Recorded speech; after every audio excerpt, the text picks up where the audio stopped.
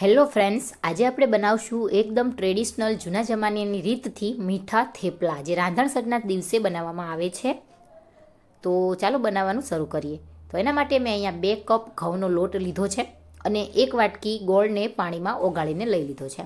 તો હવે આપણે આ લોટને એક સાણકમાં મોટા વાસણમાં કાઢી લઈશું અને આપણે આની અંદર ઘી, તેલ કે કોઈ જાતનું મોણ નહીં એડ કરીએ અને મીઠું પણ આપણે એડ નથી કરવાનું. તો જે આપણે ગોળ ઓગાળીને રાખ્યો છે એ પાણીને આપણે ગાળીને આમાં એડ કરશું અને એ ખાલી ગોળવાળા પાણીથી જ આપણે આ લોટને બાંધવાનો છે.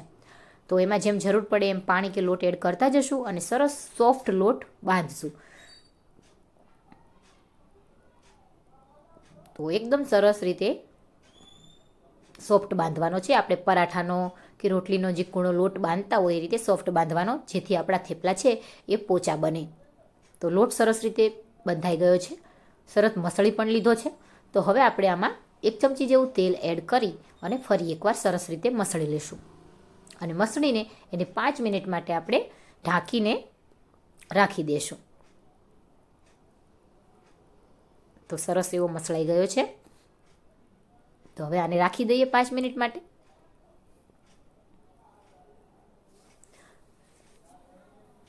તો 5 મિનિટ થઈ ગઈ છે. ખોલી લઈએ અને ફરી એકવાર એને મસળી લઈએ.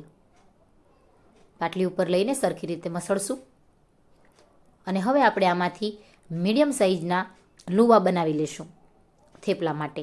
તમે જે નાના મોટા જેવા થેપલા તમને પસંદ હોય એ રીતે તમે બનાવી શકો છો. અમારે ત્યાં થોડાક મોટા થેપલા બને છે એટલે હું એ પ્રમાણે લુવા બનાવી લઈશ. તો બધા જ લુવા મેં અહીંયા બનાવીને રેડી કરી લીધા છે. તો હવે આપણે આમાંથી થેપલા વણી લઈશું. તો ફ્રેન્ડ્સ, હળવા હાથેથી આપણે વણવાના છે અને આપણે આમાં કોરા લોટનો પણ ઉપયોગ નથી કરવાનો. તો હવે આને વણી લઈએ અને હવે તેલથી એને વાળવાના છે. આપણે 3 પડવાળા થેપલા અત્યારે બનાવશું અને હવે કોરા લોટનો ઉપયોગ નહીં કરીએ. તેલવાળું થેપલું હોય તેલ થોડુંક લગાવી અને પછી એને વણી લેશું. તો નહીં બહુ જાડું કે નહીં બહુ પાતળા, એ રીતે આપણે થેપલાને વણવાના છે, મીડિયમ થિકનેસવાળા.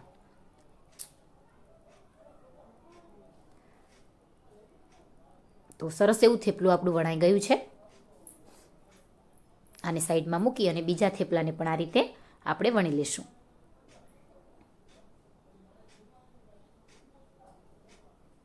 તો ફ્રેન્ડ્સ, આ થેપલા બનીને ઝટપટ તૈયાર થઈ જાય છે. આમાં ટાઈમ પણ બહુ નથી લાગતો અને વધારે પડતી મહેનત પણ કાંઈ નથી અને ખાવામાં પણ બહુ જ સ્વાદિષ્ટ લાગે છે. તો આ જ રીતે આપણે બધા જ થેપલાને વણી લેશું. તો બધા થેપલા સરસ રીતે વણાઈ ગયા છે. તો હવે આપણે આને તળી લઈશું. તો તેલ સરસ ગરમ થઈ ગયું છે. થેપલાને અંદર એડ કરશું. હવે અહીંયા એક વાતનું ખાસ ધ્યાન રાખવાનું છે કે તમારે થેપલું એડ કર્યા પછી તરત જારો નથી અડાડવાનો. એને જાતે જ એ ફૂલીને તળાઈને ઉપર આવી જાય પછી જ તમારે એને ફેરવવાનું છે અને એક બાજુ સરસ પરફેક્ટ અને એકદમ સરસ રીતે તળાઈ જાય પછી જ તમારે થેપલાને પલટાવવાનું છે, કેમ કે આપણે બીજી વાર એ સાઈડ એને નથી તળવાના.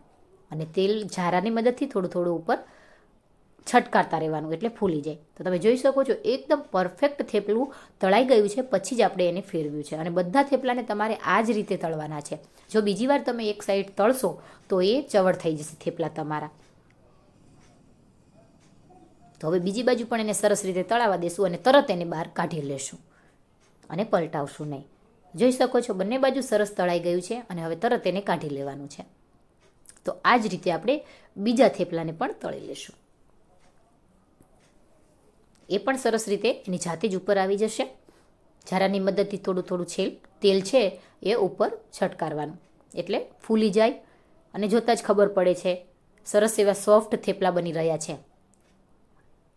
આપણે નથી એમાં ઘીનો ઉપયોગ કર્યો કે નથી મોણમાં આપણે મોણ તરીકે કોરા લોટમાં તેલ એડ કર્યું, છતાં પણ એકદમ સોફ્ટ થેપલા બનીને તૈયાર થયા છે. તો તમે પણ આ થેપલા આ રાંધણસટમાં જરૂરથી બનાવજો અને કમેન્ટમાં મને જણાવજો કે તમને આ વર્ષે આ થેપલા કેવા લાગ્યા.